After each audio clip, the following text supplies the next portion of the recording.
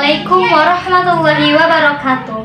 Halo teman-teman, kembali lagi bersama saya Meita Trimediani dari jurusan Pendidikan Bahasa Arab semester 6 kelas B IAIN Syekh Nurjati Cirebon.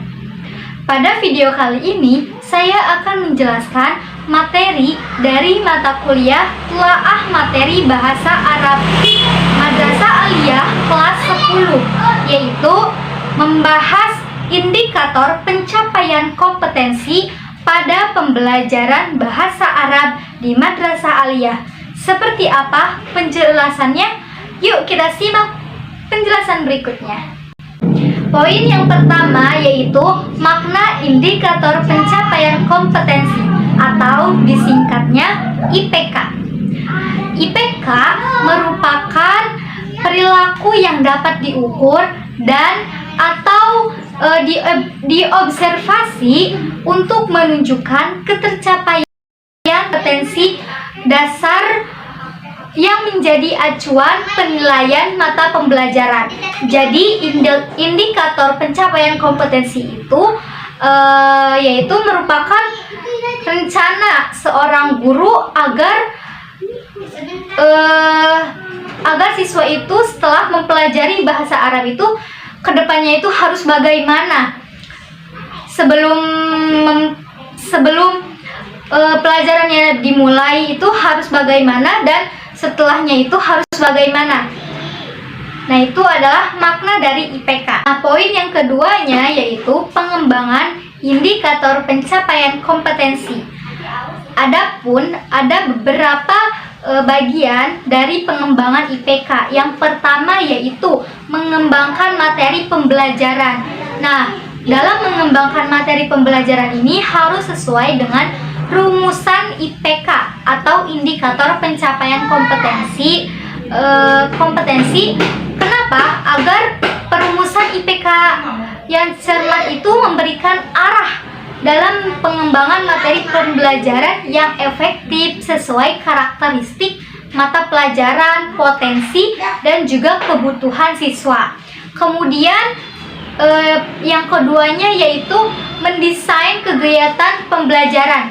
Jadi guru itu menyiapkan media pembelajarannya untuk mencapai sebuah hasil setelah pembelajaran bahasa Arab berlangsungkan.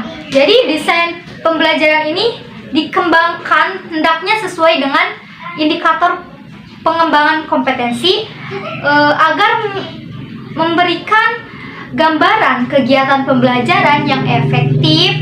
IPK yang menurut kompetensi itu pada aspek proseduralnya menunjukkan agar kegiatan pembelajaran dilakukan dengan strategi discovery inquiry. Kemudian yang ketiga yaitu mengembangkan bahan ajar. Nah, dalam mengembangkan bahan ajar ini dikembangkan oleh guru pasti bertujuannya itu untuk menunjang pencapaian kompetensi dasar, kompetensi siswa itu untuk pemilihan bahan ajar yang tepat disesuaikan dengan kemampuan para siswanya. Kemudian yang terakhir yaitu merancang dan melaksanakan penilaian hasil belajar.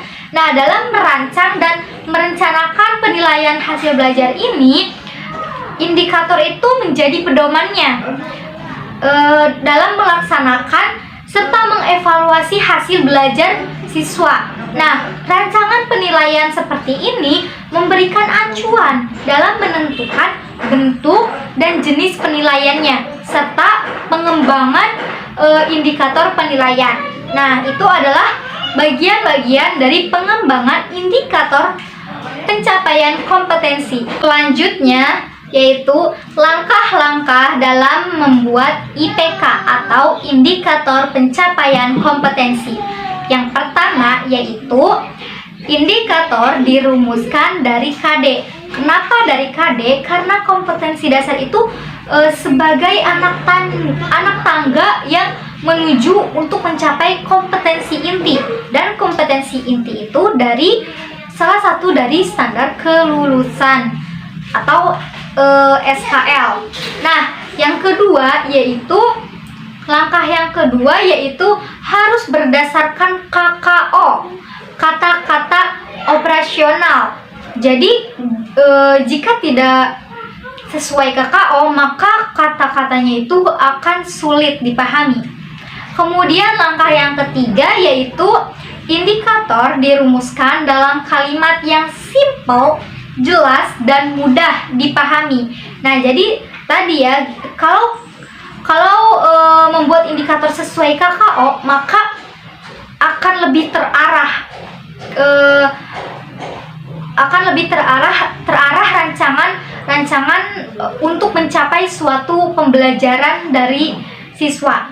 Kemudian langkah yang keempatnya yaitu tidak menggunakan kata yang bermakna ganda. Jadi tidak menggunakan kata yang berulang-ulang. Kemudian langkah yang kelimanya yaitu hanya mengundang satu tindakan dan satu materi. Jadi dalam satu KDKI-nya itu hanya menjelaskan pada materi tersebut saja. Materinya itu hanya satu-satu. Jadi setiap indikator itu satu materi. Itu adalah beberapa bagian dari langkah-langkah dalam merumuskan indikator pencapaian kompetensi. Dan adapun perincian dalam membuat indikator pencapaian kompetensi yaitu dari KD 3 dan KD 4, KI 3 dan KI 4. Nah, dalam KD 3 yaitu misal yang pertamanya 1.3, menyadari bahwa bahasa Arab itu merupakan anugerah Allah sebagai alat komunikasi. Nah, selanjutnya 1.3.1-nya itu menghayati dan mengamalkan ajaran agama yang dianutnya. Jadi maksudnya itu sebelum pembelajaran dimulai, hendaknya para siswa itu berdoa sebelum pelajarannya dimulai sesuai kepercayaannya masing-masing. Adapun 2.3-nya atau aspek dalam sosialnya yaitu mengamalkan perilaku dalam berkomunikasi dengan lingkungan sosial dan alam dalam jangkauan pergaulan dunia. Di 3.1-nya itu menghayati dan mengamalkan perilaku jujur, disiplin, tanggung jawab, peduli atau gotong royong, kerjasama, toleran, serta dalam menempatkan diri sebagai cerminan bangsa dalam pergaulan dunia. Kemudian dalam 3.3 yaitu memahami fungsi sosial, struktur teks, dan juga unsur kebahasaan seperti bunyi, kata, dan makna terkait tema al-usratu wal bait yang melibatkan tindak tutur menanyakan hubungan keluarga dan menyatakan keinginan. Nah, jadi 3.3.1-nya itu menganalisis materi yang terkait dalam tema al-usrah wal bait dan juga menalar kosakata dalam materi yang terkait al-usrah wal bait. 3.3.3-nya yaitu menerapkan makna yang terkait dalam tema al-usrah wal bait. Kemudian pada 4.3-nya yaitu mendemonstrasikan tindak tutur kata dan hubungan keluarga dan menyatakan keinginan dengan memperhatikan bentuk, makna, dan juga fungsi dari susunan gramatikal, domir muttasil juga domir munfasil. Kemudian baik secara lisan maupun tulisan. Kemudian pada 4.3.1-nya yaitu memahami susunan gramatikal dari domir muttasil atau domir munfasil terkait tema terkait tema al-usrah wal bait. Kemudian 4.3.1 yaitu menjodohkan mufrodat dan gambar yang terkait dengan topik domir muttasil atau domir munfasil.